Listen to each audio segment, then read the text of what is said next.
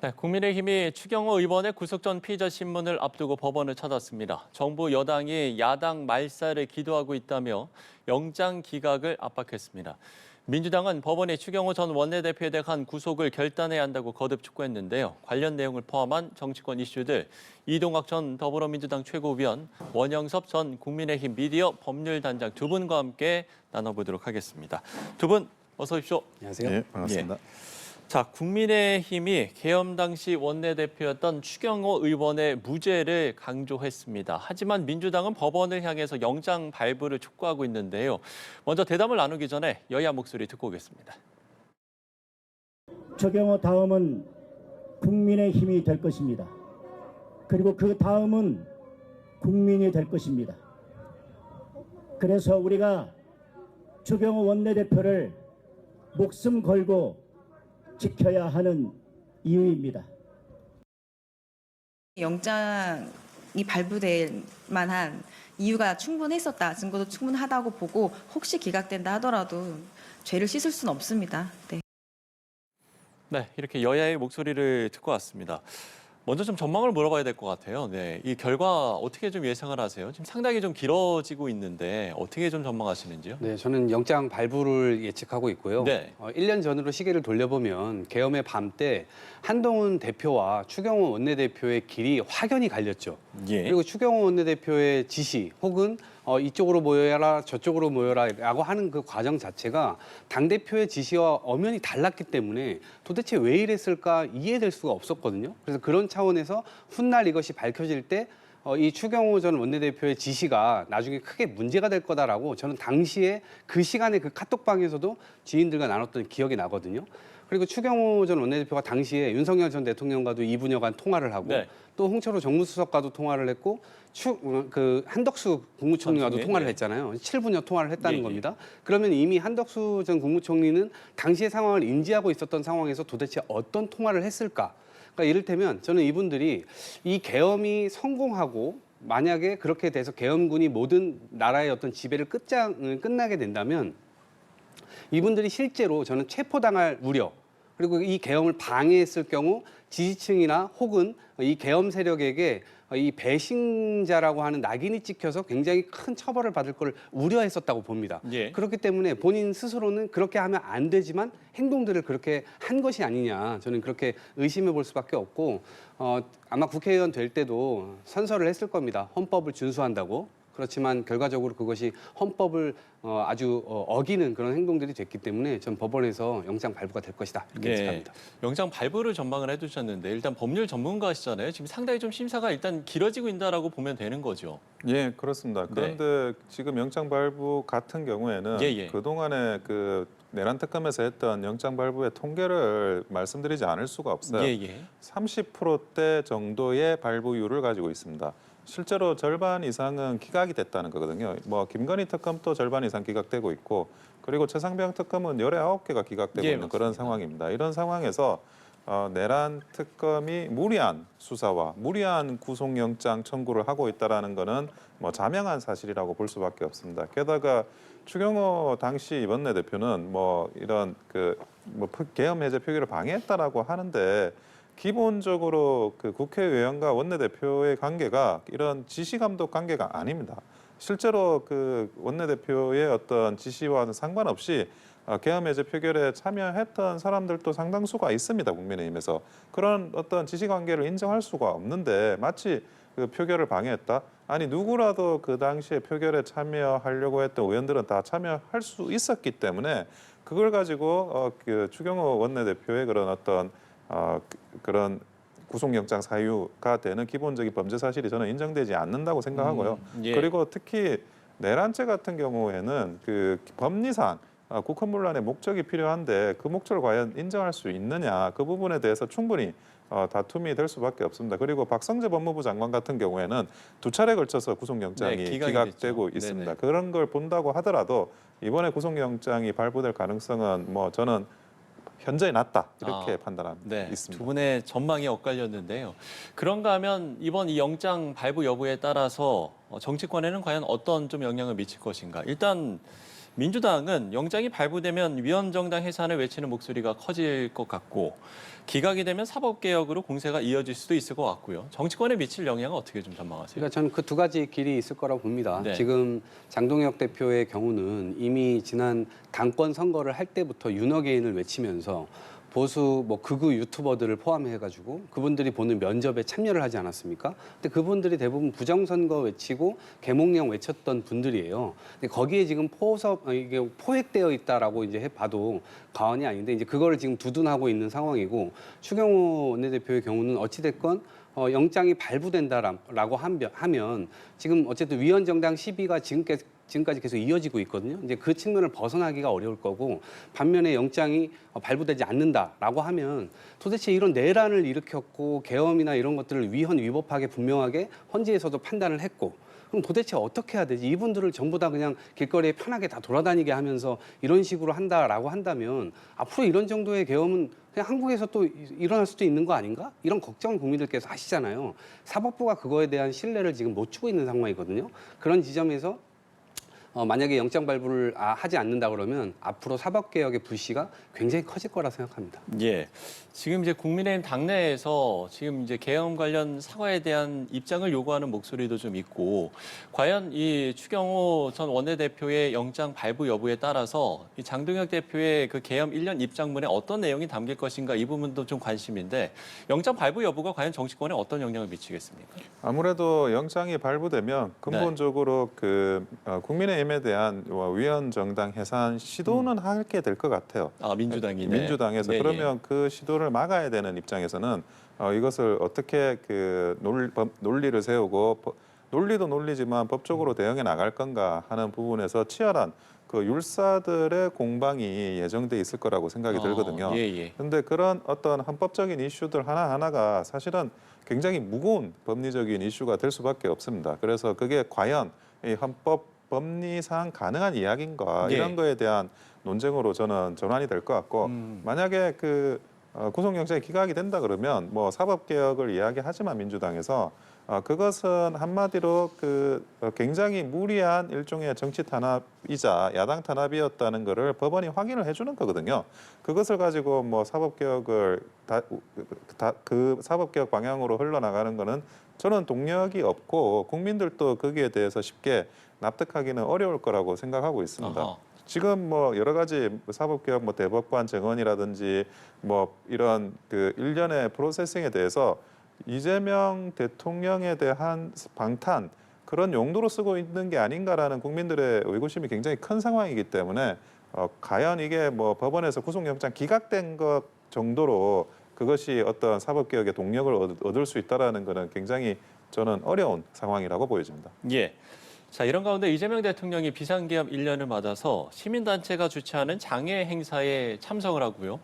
또 특별 성명도 발표를 합니다. 과연 좀 어떤 메시지들이 담기겠습니까? 일단 뭐 국민주권 정부라고 이름을 붙이고 국민이 네. 주인이고 정치인은 철저하게 또 대통령 국회의원 모두가 다 국민이 주신 이 주권을 위임받아서 행사하는 것일 뿐이라는 입장을 계속 견지를 하고 있지 않습니까? 그런 차원에서 국민들과 함께 내란 극복 그리고 민주주의가 어느 정도 지금 정상화 궤도에 올라와 있다 이렇게 이제 평가를 하고 있는데 예. 그 중심에서 결국 국민들이 굉장히 주도적인 역할을 했고 앞으로도 이 국민들의 힘으로 결국 이 국가를 부양해 나감에 있어서 굉장히 중요한 역할들을 계속 부여하게 될 것이다 이런 메시지가 저는 있을 것이라 보고요. 굉장히 센 메시지가 좀 포함되어 있을 수도 있다고 봅니다. 네. 왜냐하면 1년이 됐음에도 불구하고 여전히 사과나 반성, 성찰 이런 것들이 지금 전혀 없고 오히려 그냥 사법 리스크다 이래가면서 대통령을 계속 공격하고 있는 그런 상황 속이잖아요. 근데 그것이 대통령에 대한 공격을 받기 때문이 아니라 국민에 대한 어떤 예의 이런 것들이 기본적으로 전제가 돼야 되는데 국민의힘이 그 틀 안으로 그러니까 헌법 바깥으로 나갔다가 지금 들어오질 못하고 있는 상황입니다. 그것에 대한 절절한 비판적 성명이 대통령으로부터 전 나올 수 있을 것이라고 보고 그렇게 해야만이 실제로 국민들 입장에서 다시는 독재 국가로 가려고 하는 그런 시도들이 일어나지 않을 수 있다라고 하는 걸 한번 방점을 찍는 거거든요. 아니나 다를까 지금 국민의힘에서도 일부 의원들 몇 명이나 참여할지 모르겠습니다. 1년 전으로 시계를 돌린다면 자신이 월담하지 않은 것에 대해서 국회 표결에 참여하지 않은 것에 대해서 적어도 후회하는 국회의원들이 있다면 저는 이 사과문에 이름을 올리고 절절한 반성과 함께 다시 보수의 어떤 재건, 건강한 정치를 만들기 위해서 다시 나서려고 하는 그런 용기를 좀 내주셨으면 좋겠어요. 그래서 저는 사과문도 굉장히 좀 기대를 하고 있습니다. 예. 강경한 메시지가 담기지 않을까 이렇게 전망을 해주셨는데 이재명 대통령이 오늘 이제 국무회의에서도 나치 전범을 처리하듯 끝까지 처벌하겠다 이렇게 상당히 강경한 입장을 냈거든요. 메시지에 어떤 내용이 담길지 또는 어떤 메시지가 담겨야 한다고 보시는지 의견 듣겠습니다. 나치 전범에 비교하는 거는 굉장히 저는 무리한 비교고 그리고 이재명 대통령 어쨌든 7개 대통령입니다. 모든 예. 국민들의 뜻을 받들어 가지고 국정을 운영해야 될 그런 큰 책임이 있는 자리에 있습니다. 그런데 그 당시 비상계엄 이후에 뭐 탄핵과 관련해서도 그 전에 이제 박근혜 전 대통령 탄핵과는 다르게 굉장히 많은 사람들이 탄핵을 또 반대하는 그런 그 여론조사도 있었습니다. 그런데 그렇게 많은 분들의 그런 뜻 자체를 마치 나치 전범으로 비유해가지고 표현한다는 것은 그것은 국민 갈라치기다라고 볼 수밖에 없고요. 예. 그리고 뭐 나치 전범이든 어떤 상황이든 죄를 지은 사람에게 적용돼야 될 여러 가지 헌법상의 적법 절차라는 게 존재합니다. 지금 하고 있는 이 사법부의 재판이라는 것도 그런 그 적법 절차의 일환이고요. 그러니까 그런 과정이나 이런 것들을 존중해가면서 이재명 대통령이 좀 이런 상황들을 이야기해야 될 필요성은 분명히 있다라고 생각이 됩니다. 예. 자, 그런가 하면 민주당이 12월 3일을 민주화운동 기념일로 지정하는 법률 개정에 착수를 했습니다. 또 우원식 국회의장은 이 비상계엄 관련 주요 현장을 탐방하는 프로그램을 진행을 했는데 이러한 행보들은 어떻게 보세요? 지금 헌법과 반헌법의 대결이 여전히 되고 있습니다. 네. 그런 상황에서 지금 어쨌든 헌법을 준수하자. 그리고 그 헌법을 준수한 국민들을 평가하겠다. 역사적 어떤 사실로 근거로 남겨놓겠다라고 하는 것은 너무나 당연한 일 같고요. 예. 오히려 거꾸로 지금 사과와 성찰 반성을 통해서 이러한 프로그램을 국민의힘이 주도한다면 그래도 국민들께서 저 당이 헌법 안으로 들어왔구나 믿어줄까 말까잖아요. 근데 오히려 이것을 탄압 프레임으로 공격을 하고 있는 데 대해서 좀 이해하기가 어렵고 며칠 전에 국민의힘 서울시당 위원장을 하고 있는 배현진 의원이 이렇게 얘기를 했어요. 윤석열, 김건희 두 부부에 우리도 속았다. 우리도 뒤통수를 맞았다. 근데 우리가 언제까지 이렇게 이 두 분의 손을 붙잡고 있어야 되냐 이런 투로 이제 이야기를 했는데 실제로 국민의힘에서는 국민들의 눈치를 좀 보는 이 의원님들도 계시기 때문에 저는 그런 차원에서 이번을 계기로 분명하게 거듭나시기를 좀 기대를 하고 있다. 그래서 실제로도 좀 용기를 내셔가지고 국민들과 다시 이 헌법 안으로 들어오는 것을 망설이지 마시고 저런 역할들에 대해서는 평가를 하면서 본인들 스스로가 왜 바깥에 나가 있는지 이걸 한번 곰곰이 되살려 보셨으면 좋겠어요. 그래서 예. 다시 안으로 들어와서 건강한 경쟁, 보수와 진보가 다시 경쟁을 통해서 국민의 삶을 윤택하게 만드는 그런 날로 빨리 돌아왔으면 좋겠습니다. 예, 답을 주셔야 될 것 같은데요. 근데 저는 이 상황 자체가 납득이 되지 않는데 네. 비상계엄이 작년에 12월 3일에 있었는데 그것이 1주년이라는 주년을 따져가지고 행사를 할 내용인지 저는 납득이 되지 않아요. 예. 그러니까 뭐 내년에는 2주년 행사하고 그 이후에는 3주년 행사하는 겁니까? 그런 것처럼 물론 이 비상계엄이나 이런 것들이 뭐 굉장히 국민들께 뭐 놀라셨고 그런 여러 가지 또 바람직하지 않은 그런 효과가 있었다는 걸 부정하는 건 아닙니다. 하지만 그렇다고 그래가지고 이것이 그 야당 탄압을 위한 수단으로 변질되어서는 안 되는 것도 저는 분명한 사실이라고 생각을 하고 있고요. 그리고 기본적으로 국민의힘은 자당이 배출한 대통령과 절연될 수가 없습니다. 분리될 수 없어요. 책임질 거 있으면 책임지고 공이 예, 있으면 또 그 공을 같이 이렇게 생각하는 그런 상황이 될 수밖에 없고 쉽게 어떤 전체적인 책임을 가지고 뭐 나의 개인적인 어떤 생각으로 평가를 하는 것은 좀 조심스럽게 평가해야 된다고 봅니다. 예, 비상계엄 1년을 맞아서 두 분의 의견들을 들어봤습니다. 자, 민주당이 국회법 개정안을 예고했습니다. 국회 본회의장에 60명 이상이 출석을 하지 않으면 국회의장이 필리버스터를 중단할 수 있도록 하는 내용이 담겨 있는데 어떤 배경으로 이해하면 됩니까? 국민들께서도 아마 야당으로서 저항할 수 있는, 그러니까 예. 거대 여당에게 저항할 수 있는 수단이 필리버스터입니다. 근데 그것이 필리버스터를 밤새도록 한 의원이 어찌됐건 쉬지 않는다면 끝까지 할 수 있는 거잖아요. 근데 그걸 그렇죠. 연달아서 쭉 할 수 있는데 그 시한이 24시간밖에 안 됩니다. 그러니까 하루 정도 늦출 수 있을 뿐이에요. 그런데 지난 방송법 때였던가요?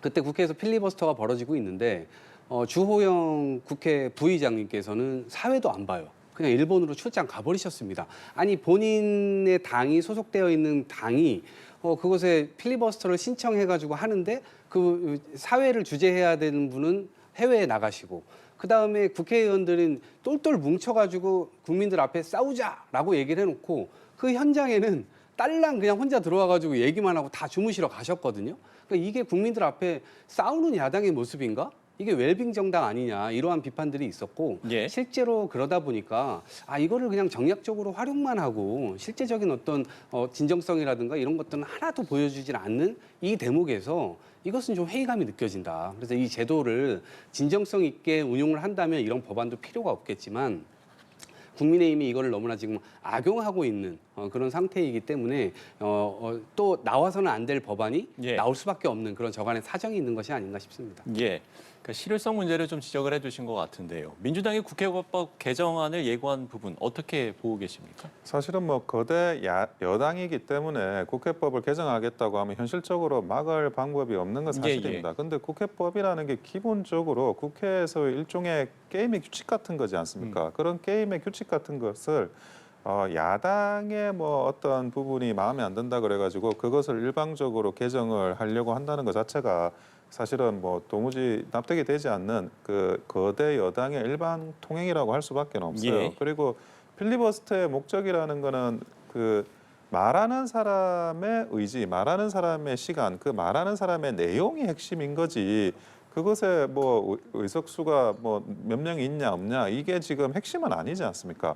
그리고 단순히 뭐 그 국회의원이 거기서 듣고 있다, 안 듣고 있다 이거를 지금 논하는데 국회의원이 국회에서 발언하는 거는 국회의원들 들으라고 하는 이야기가 아니라 국민들이 듣기를 원하기 때문에 하는 발언들입니다. 그리고 그 모든 것들이 국회를 통해 가지고 또 다 방송을 통해서 중계되고 있지 않습니까? 예. 그렇게 중계되고 있는 그 방송 그리고 그 방송을 보는 많은 국민들이 있는데 이것을 국회의원 몇 명 있냐를 따져가지고 필리버스터를 뭐 하고 안 하고를 따진다는 게 이게 도저히 저는 상식적으로 납득이 되지 않는 상황입니다. 그것은 국회의원이 필리버스터 그러니까 국회 단상에서 하는 그 말에 대한 가치, 그 말에 대한 의미를 전혀 이해하지 못하는 그런 국회 운영이라고밖에 볼 수 없고요. 그거는 다시 말씀드리자면 결국 힘으로 이런 그 야당의 발언권을 찍어 누르겠다라는 그런 생각의 연장에서 일어나고 있는 상황이라고 보여집니다. 예.